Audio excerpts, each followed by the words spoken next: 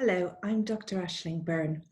I delivered this lecture yesterday live to the St. Saviour Symposium, but I'm recording it now with the original slides for people who weren't able to come along yesterday evening or who weren't able to log on.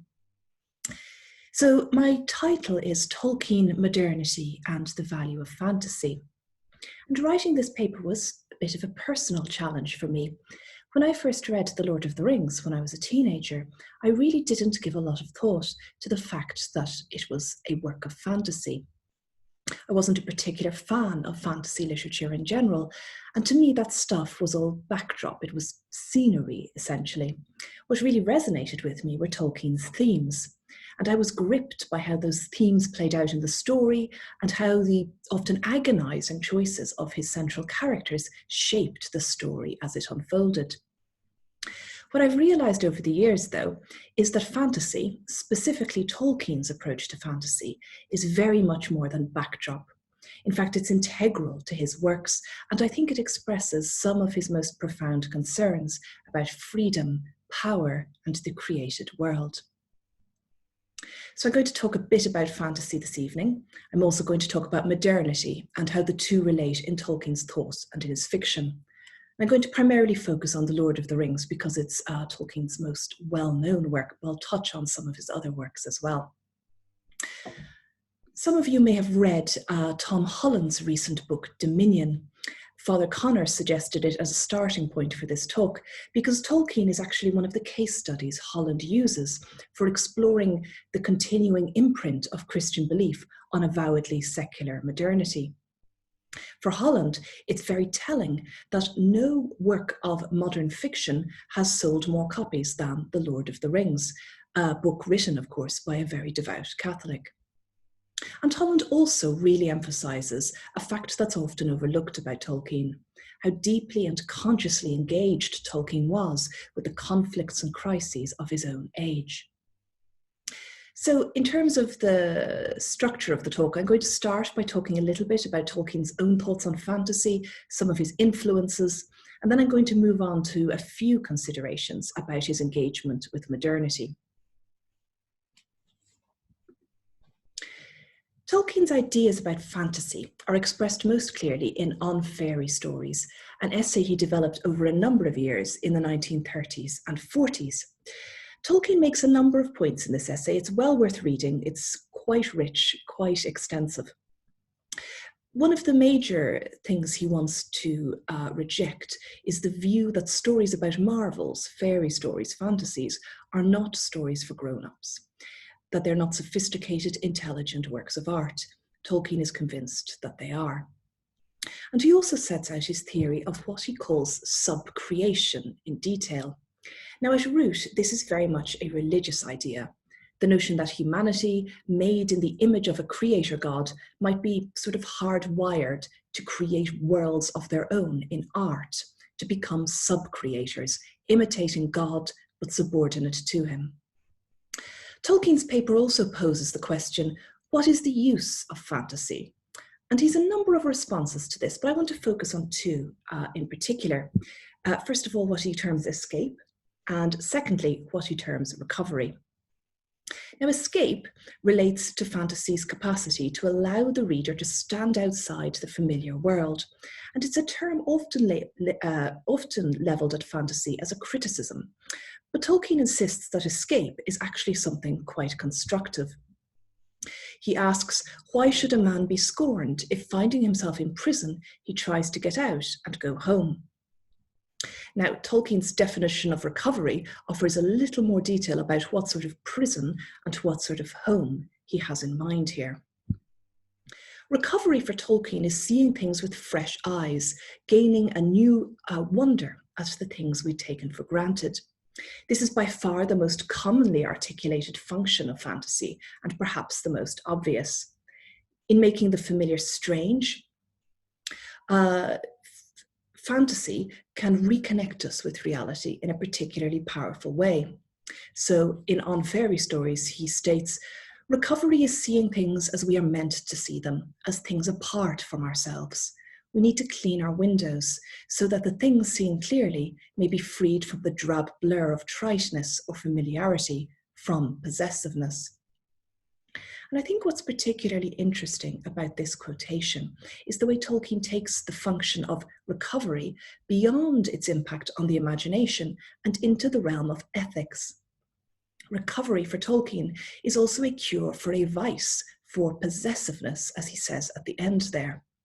Now, obviously, possession here is not just legal ownership, it's a sort of mental ownership. It's an attitude to people, places, and things which strips them of their dignity because we think we know them, we think we've got the measure of them. So for Tolkien, fantasy can do more than cultivate wonder for its own sake. It can have moral significance too. The notion of recovery crops up in The Lord of the Rings itself. The Lothlorien episode, towards the end of the Fellowship of the Ring, dramatizes a number of Tolkien's ideas about fantasy and creative art. And I'm going to come back to this episode at several points during the talk, because I think it really is very central to some of Tolkien's thinking. Lothlorien, if you haven't read the book in a while or haven't seen the films in a while, is a fantastical elven kingdom within Middle-earth. It's a sort of other world. Its marvellous aspects are largely created and maintained by the magical art of the elven queen Galadriel. And like Tolkien, she's a sub-creator of this place. The whole episode is quite meta. And in Lothlorien, characters see familiar things with fresh eyes. Just pointed out there to you on a map of Middle-earth where Lothlorien is, in case you were wondering. We're told as a character steps into Lothlorien, it seemed to him that he had stepped through a high window that looked on a vanished world. He saw no colour but those he knew, gold and white and blue and green, but they were fresh and poignant, as if he had at that moment first perceived them and made for them names new and wonderful. Now, this is recovery in action. Fantasy here isn't an evasion of reality. After all, we're told that the characters only see real colours, the colours they know. What's being described here is someone getting a fresh purchase on the real. The enchanted realm of Lothlorien, then, is an escape that enables a deeper engagement with reality. And this intimate relationship between fantasy and reality, where one enhances our appreciation of the other, is characteristic of Tolkien's fiction. For him, fantasy and reality don't exist in opposition or as a dichotomy. This refusal to draw firm lines between the fantastical and the real is in fact a very medieval approach to narrative. And Tolkien's day job, of course, was as a specialist in medieval literature. When I was writing about medieval approaches to the other world a few years ago as part of my own academic research, I was struck by the sorts of words medieval authors used to denote fairylands or supernatural realms. They tend to refer to these places as countries or habitations or kingdoms. They don't call them worlds at all. In fact, the term otherworld itself, with its sort of totalizing sense of division from our own world, is not really part of their vocabulary unless they're referring to the afterlife, which is a rather different kettle of fish. I've given an example from a 14th century manuscript containing a text which Tolkien was enormously fond of and which he translated at one point in his life. The text is called Sir Orfeo. It's a version of the Orpheus legend, but in this medieval version, rather than Orfeo going to the underworld to seek out his lost wife, he goes to this very uncanny fairy otherworld. And it's a good example of the sort of terminology that medieval authors tend to use in referring to otherworld spaces. If you can see what I've highlighted on the screen here, you'll see the word fair country written there, a fair country. That's the sort of terminology we typically see used in medieval texts about the other world. We don't tend to see medieval authors use terms like world, universe, anything that would suggest an absolute division between that world and this. Most medieval accounts also emphasize the physical continuity between the everyday and the fantastical. Men and women in medieval stories enter fairy realms on foot, and the boundary between these places tends to be natural, a river or a cave, rather than some sort of portal to another dimension. And you can see the impact of this in Tolkien's writing. The most evidently fantastical setting in The Lord of the Rings, Lothlorien, can be accessed on foot. It's not even clear as you enter it that you have in fact crossed into a radically different place. And just as the everyday and the marvelous can be on a sort of spatial continuum, they can also be connected in time. Middle-earth is not meant to be another world, another reality in any sense. In fact, it's meant to be the very deep past of our own world. The region where most of the events in Tolkien's legendarium play out is actually equivalent to modern Europe. Tolkien commented on this at one point. So I'm just trying to get the slides to move on.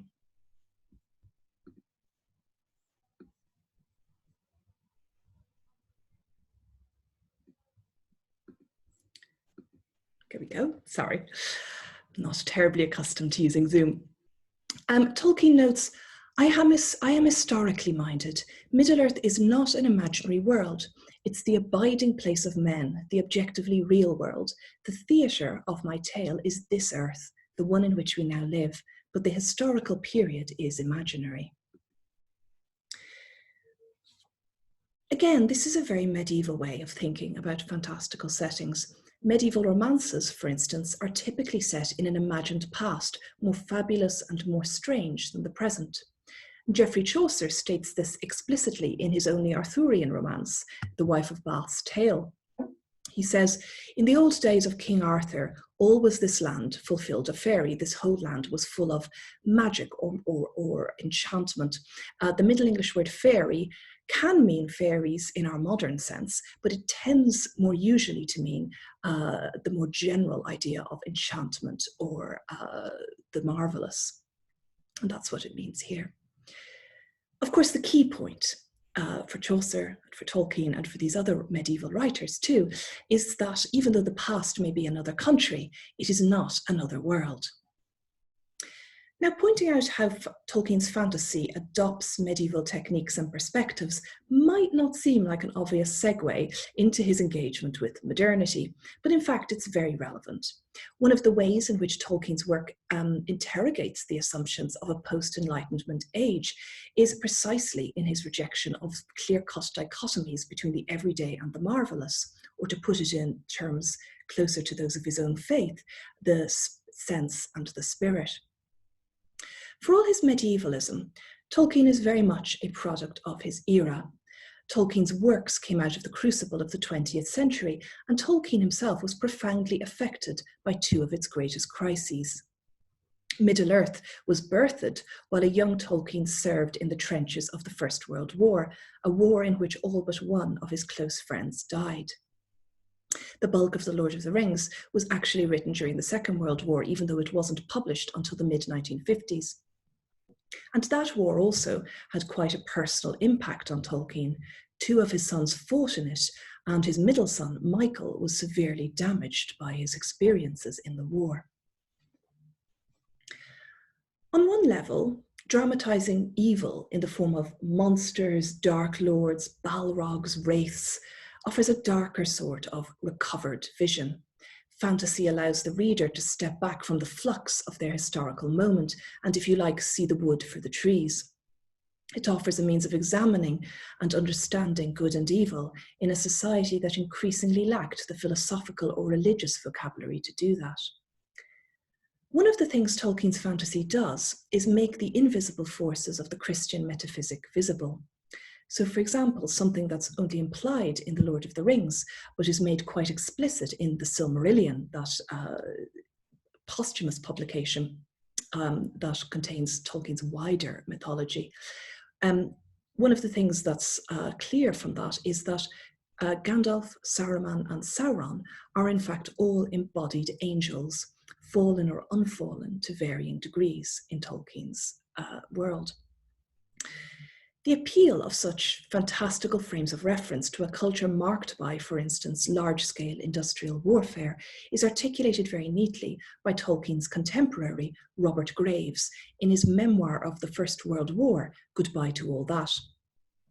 When Graves went back to university after the war had ended, he felt a particular connection with early mythic works on his degree course and a sort of estrangement from the concerns, the more everyday concerns of the modern novel.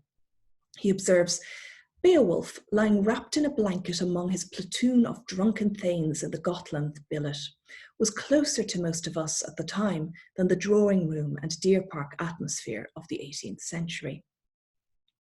Now, Graves is actually referencing a very specific a very specific episode in the Old English poem Beowulf here. And it's a reference, I think, that says a lot about the horrors of his experience of the Western Front. While the rest of the company sleeps, Beowulf is lying in wait for a vicious attack by a monstrous creature who tears men apart with his bare hands.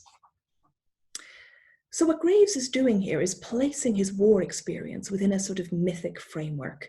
He replaces the heroic war band or the feasting hall of the early medieval text Beowulf with a platoon and a billet, and he implicitly compares modern mechanized weaponry to fantastical monsters. In an early Middle-earth story, The Fall of Gondolin, composed in an army barracks in 1917, Tolkien does something very similar. In this tale, a sort of satanic figure gathers smiths and sorcerers to attack a city. And we're told, of iron and flame they wrought a host of monsters. Some were all of iron, so cunningly linked that they might flow like slow rivers of metal, or coil themselves around and above all obstacles before them. And these were filled in their innermost depths with the grimmest of the orcs. Now, as John Garth has noted in his study of Tolkien's experience of the First World War, there's a lot in this image that recalls very modern weaponry.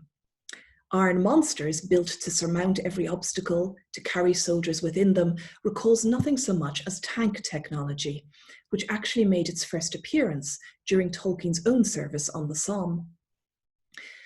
The description draws together two concepts whose relationship Tolkien would explore again and again in his mature writings, magic and the machine.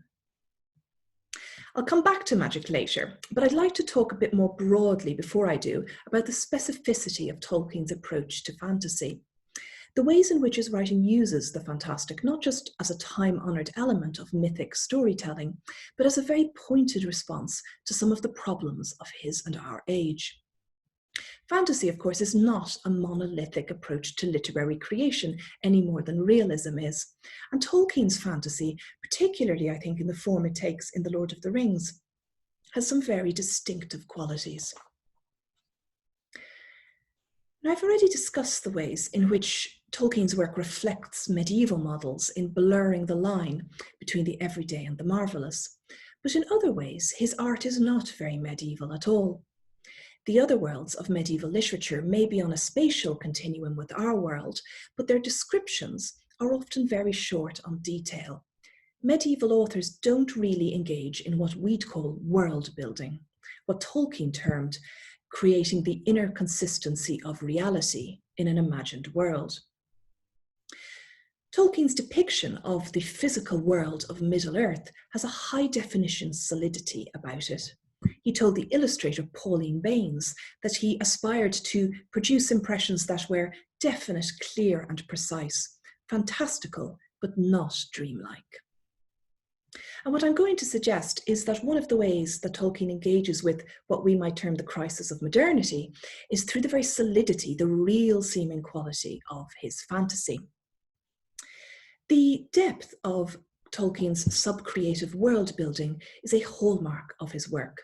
Apart from the languages and scripts he invented, he produced calendars, genealogies, laws, and customs for different peoples and outlined how these developed and changed over the many millennia that are actually covered by his mythology of Middle-earth. The images you can see on the screen are two of Tolkien's kind of forays into language and script. On the left, you can see a table of sound correspondences between some of his invented languages. And of course, professionally, Tolkien was what we would call now a linguist, or what he would have called a philologist. On the right-hand side is something called the King's Letter. And this is written in Tengwar script, a script that Tolkien developed himself. And the King's Letter is quite interesting. It's a letter written from Aragorn to Samwise many years after the end of The Lord of the Rings. And it was meant to form part of an epilogue to the story of The Lord of the Rings, which Tolkien, in fact, decided in the end not to include in the final publication.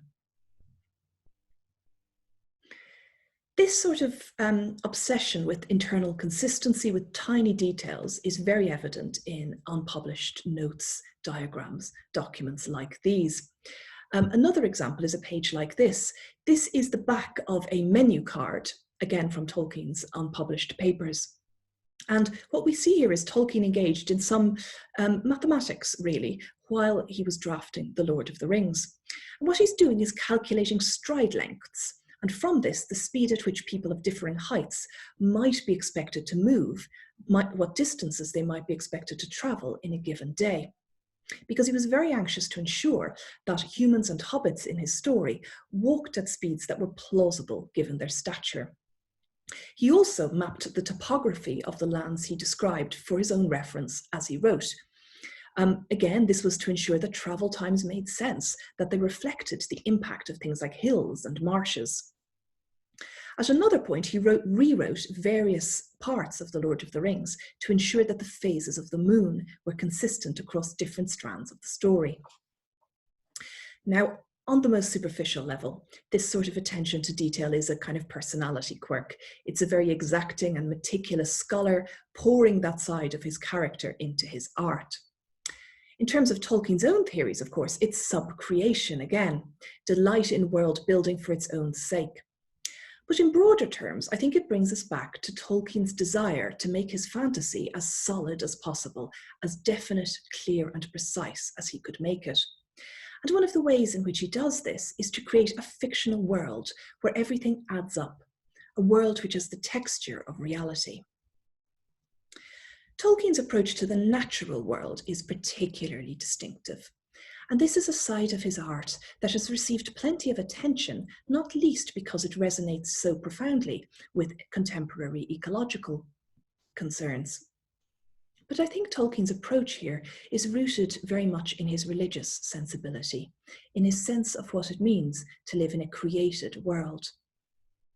It's quite clear that Tolkien's world, his rocks, his trees, his elves, his hobbits, all these things are not intended to be mere ciphers or symbols for other things. He famously rejected the idea, of course, that his writings were, in any sense, allegories. Tolkien's world and the creatures in it exist first and foremost in their own right. Equally, though, they're not just mere matter. They aren't random facts that just are. Tolkien gives a wide berth to what we might term positivism, a way of regarding the world that recognizes only that which can be scientifically proven as real. So Tolkien's literary world is neither just a collection of symbols nor mere matter, and I think his use of the fantastic is key to treading a line between these two perspectives. In 1931, Tolkien wrote a poem called Mythopoeia, which he addressed to C.S. Lewis. At the time, Lewis was on the cusp of conversion to Christianity. And in this poem, Tolkien developed ideas about myth and truth that Lewis, Tolkien, and another inkling, Hugo Dyson, had been discussing on that famous night walk around the grounds of Magdalen College, when Lewis's ideas about faith first began to change. Tolkien opens the poem by critiquing a way of regarding the world that focuses on empirical data alone. He says, "You look at trees and label them just so, for trees are trees, and growing is to grow. You walk the earth and tread with solemn pace, one of the many minor globes of space. A star's a star, some matter in a ball, compelled to courses mathematical." Now for Tolkien, the root out of a positivistic apprehension of the world is regarding matter in light of its creator.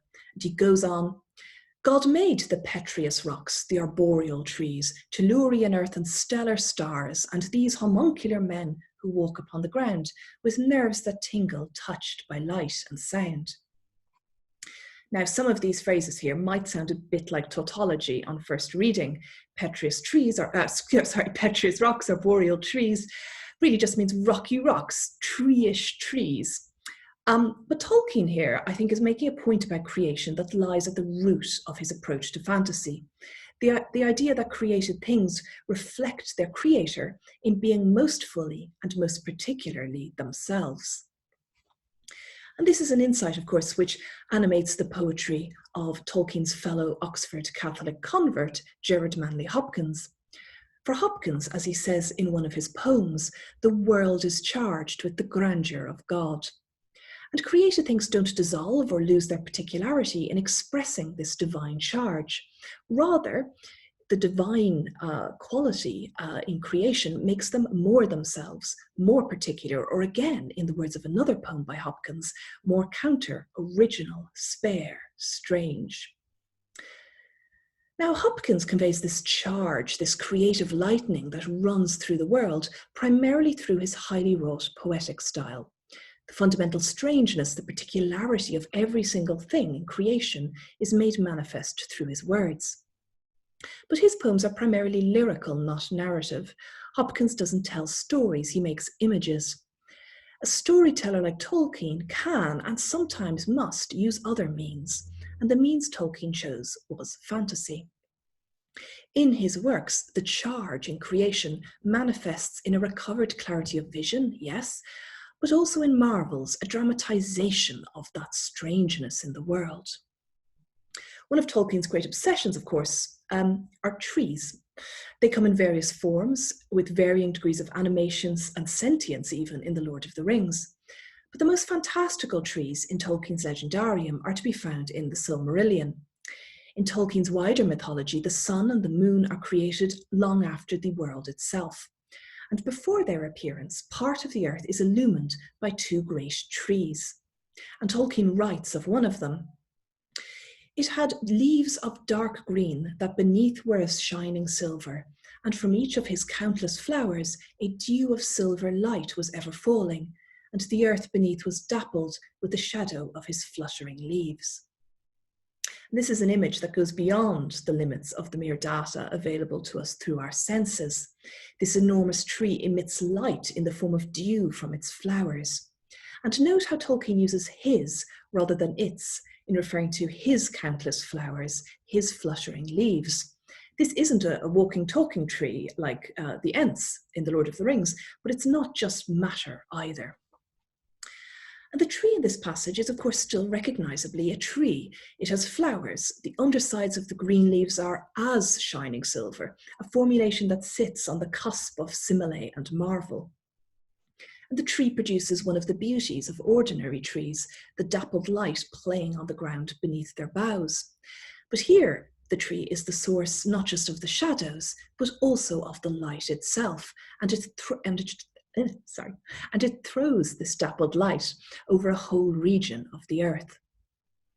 The fantastical qualities of this tree are very much grounded in its treeishness, the fact that it is an arboreal tree. The originality, the strangeness of these beacon-like trees is meant to draw our attention back to the wondrousness of everyday trees. And since we're on the subject of trees, here's another close encounter with one. It's an incident again from the Lothlorien episode in The Fellowship of the Ring, and we're seeing things here from Frodo's perspective as he moves through the elven realm. We're told, "He laid his hand upon the tree beside the ladder. Never before had he been so suddenly and so keenly aware of the feel and texture of a tree's skin and of the life within it. He felt a delight in wood and the touch of it, neither as a forester nor as a carpenter. It was the delight of the living tree itself." There's a lot going on here. The divine charge that a poet like Hopkins tried to express is dramatized. The tree's life strikes Frodo on a very immediate sensory level. And the response is one of delight. Frodo's appreciation here has nothing to do with the tree's usefulness, with its functionality. It's not the sort of delight a forester or a carpenter might have in the wood. And there's a fantastical aspect to this moment that enhances its metaphysical insight. though we have to look very closely at the last sentence here to see it. So let's just go back. He felt a delight in wood and the touch of it. It was the delight of the living tree itself. Now, the two words I've highlighted here, in and of, are actually quite ambiguous. It seems on the surface like we're witnessing Frodo's own response to his hand meeting the tree's bark here, his delight. But another reading is possible. The delight in wood could be just that, delight inside the wood, the tree's own delight too. And the shift from in to of later in the line makes the possibility that delight here is actually a two-way street even more plausible. You can just about manage an interpretation where the delight of the tree still means Frodo's own delight, but a much more natural reading is that the delight is the tree's as well.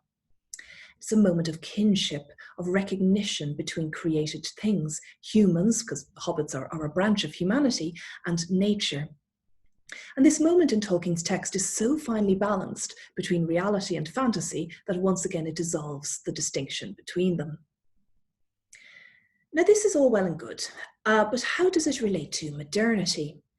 Well, from the perspective of someone like Tolkien, there is a particular urgency to such insights in the contemporary world. And to explain what I mean, I'm going to draw on comments by two Germans. One is a sociologist and one is a theologian. And they are Max Weber, seen there on the left, and Josef Ratzinger on the right. On one level, this is a somewhat unlikely meeting of minds, but both Weber and Ratzinger articulate symptoms of modernity of particular relevance to Tolkien's fantastical art. Perhaps Weber's second most famous idea after the Protestant work ethic is the notion of the disenchantment of the world. Now, for Weber, this was one of the defining features of modernity, and he views this development largely in socio-economic terms, noting that modernity is disenchanted because it approaches the world primarily in terms of efficiency and control. A theological approach to the same problem has been proposed at various points in his thinking by Josef Ratzinger. In an address to the German Bundestag during his papacy, he spoke about that problem that I've mentioned already, the problem of positivism. And he placed particular emphasis on the impact this view has had on humanity's relationship with the rest of creation. The positivist reason, which recognizes nothing beyond mere functionality, resembles a concrete bunker with no windows, in which we ourselves provide lighting and atmospheric conditions, being no longer willing to obtain either from God's wide world.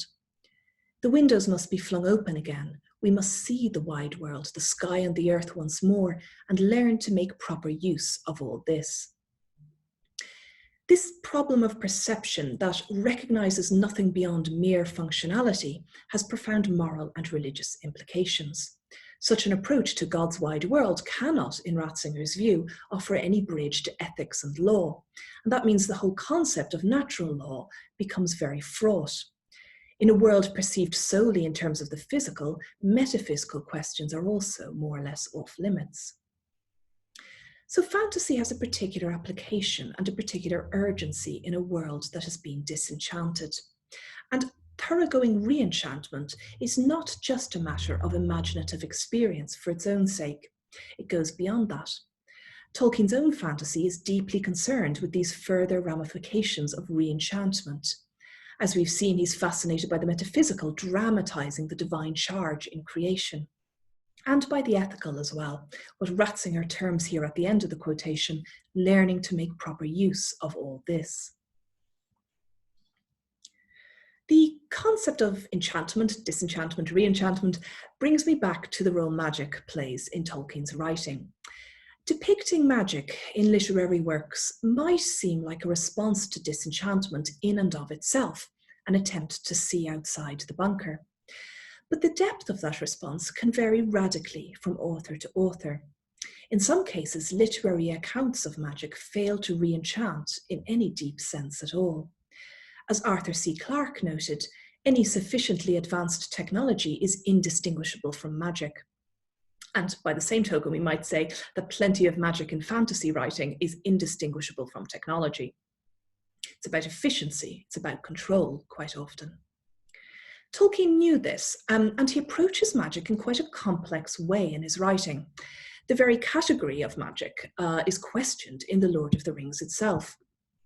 So when Galadriel brings the hobbits to her enchanted mirror, she observes, "This is what your folk would call magic, I believe, though I do not understand clearly what they mean. And they seem also to use the same words for the deceits of the enemy." So here Galadriel is making a clear distinction between her magic and that of the enemy, Sauron. The difference for her is so profound that the same umbrella term, magic, really shouldn't be used at all. In his letters, Tolkien draws out his discomfort with the concept of magic a little bit further. He suggests that what might look like magic in his fiction is in fact two different and fundamentally opposed things. Art on the one hand, and what he terms the machine with a capital M on the other. And he grounds this distinction in means as well as in ends, in how a practitioner of magic relates to the created world. So by art, Tolkien says he means the development of the inherent inner powers or talents, which is orientated towards sub-creation, not domination and tyrannous reforming of creation. His concept of the machine is much broader than just devices and technology, and it's worth noting that Tolkien was much less of a Luddite than is popularly thought. The machine for Tolkien expresses an attitude, not a collection of innovations, devices, and so on. And the attitude that he critiques is an attitude to creation grounded in the will to efficiency that Weber identified as a defining feature of modernity. Devices and technology, of course, can facilitate this, but so too can bureaucracy, ideological systems, and so on. This way of thinking about the machine is given monstrous form in Tolkien's own fantasy. It's worth noting that Sauron, the great antagonist of The Lord of the Rings, is not a sort of nihilist agent of destruction at all. In fact, Tolkien tells us that Sauron loved order and coordination and disliked all confusion and wasteful friction. Now remember, of course, that Sauron is a fallen angel. He started out good, and what started as a virtue became corrupted when Sauron tried to reshape the world and other wills by force in order to achieve the coordination, the order that he desired. So Sauron's ring, the One Ring, despite being what we would term magic, is actually an agent of disenchantment in Weber's definition. The distinction that Tolkien makes between art and the machine is, I think, exemplified pretty well when we compare two magical objects that feature very prominently in The Lord of the Rings. One of them, of course, is the One Ring itself on the right-hand side of your screen there. And the other is the small phial or glass filled with starlight, crafted by Galadriel and given to Frodo for his journey. The two objects, the phial and the ring, are actually brought into a sort of confrontation towards the end of the Two Towers in the chapter called The Stairs of Cirith Ungol. On the very border of Mordor, Frodo is overcome with the desire to put on the ring. We're told he felt more urgent than ever before the command that he should put on the ring. There was no longer any answer to that command in his own will, dismayed by terror though it was, and he felt only the beating upon him of a great power from outside. It took his hand, and it moved the hand inch by inch towards the chain upon his neck, which of course is where he's carrying the ring. Then his own will stirred. Slowly it forced the hand back and set it to find another thing, a thing lying hidden near his breast. Cold and hard it seemed as his grip closed on it, the phial of Galadriel, so long treasured and almost forgotten till that hour. As he touched it for a while, all thought of the ring was banished from his mind. Now again, there's some really interesting details here. First of all, notice that the ring is associated with pressure on Frodo. The phial exerts no such pressure. Frodo's hand is drawn to the ring, whereas his choice, his exercise of free will, draws it to the phial. Sauron's ring here treats its host as a mere machine. It acts upon Frodo. It tries to circumvent his free will. And in doing so, it seeks to dehumanize him, to make him less himself. There's a really subtle but significant shift in the third sentence here that reflects this potential loss of self. If you look at the words I've highlighted, we go from the possessive determiner to the definite article in referencing Frodo's hand here. We're told initially that this force from outside takes his hand, takes Frodo's hand, but a few words later, his hand becomes the hand. There's a sense of self-loss here. The phial, of course, is beautiful, but it has little explicit allure of its own in this passage. It's cold and hard, we're told, qualities that seem almost off-putting. In this episode, you might argue that it would be better if the phial had a little bit more of a draw. Frodo is inches from disaster here. He has to exert his most intense willpower to redirect his hand. But to suggest that the phial should apply pressure of its own, of course, is to counteract that of the ring, would of course be to concede the point. If art can aid in what Tolkien termed recovery, if it is to re-enchant, it cannot dominate. The ring is evil precisely because it coerces other wills, it erodes their freedom to choose the good. And in that sense, it's entirely appropriate that the ring confers invisibility. Its users fade, they lose themselves. And it's also entirely appropriate that Gollum, under the influence of the ring, should start to forget his true name. So just to wrap up, Tolkien's approach to fantasy can, I think, be viewed as a response to some very contemporary concerns. On the most obvious level, fantastical myth offers him a frame large enough, elemental enough, to approach some of the great crises of his lifetime, a lifetime in which he saw monstrous tanks rolling over the Somme battlefields. Fantasy also allows him to dramatize the relationship of good and evil in a world where traditional philosophical or religious language has increasingly limited resonance. But Tolkien also engages with his own world in ways that are less immediately obvious, but quite profound. What's often interpreted as Tolkien's critique of industry and technology is actually a critique of an attitude, the will to absolute efficiency that Weber pinpointed as characteristic of modernity. Tolkien's extraordinarily detailed focus on the created world, his use of fantasy to express realities that go beyond immediate sense perception, takes aim at positivism. His is an art that aims at the re-enchantment of the world, which, for Tolkien, actually means an escape from illusions and a re-engagement with the real. As Ratzinger put it, the windows must be flung open again. We must see the wide world, the sky and the earth once more, and learn to make proper use of all this. Thank you very much for your attention.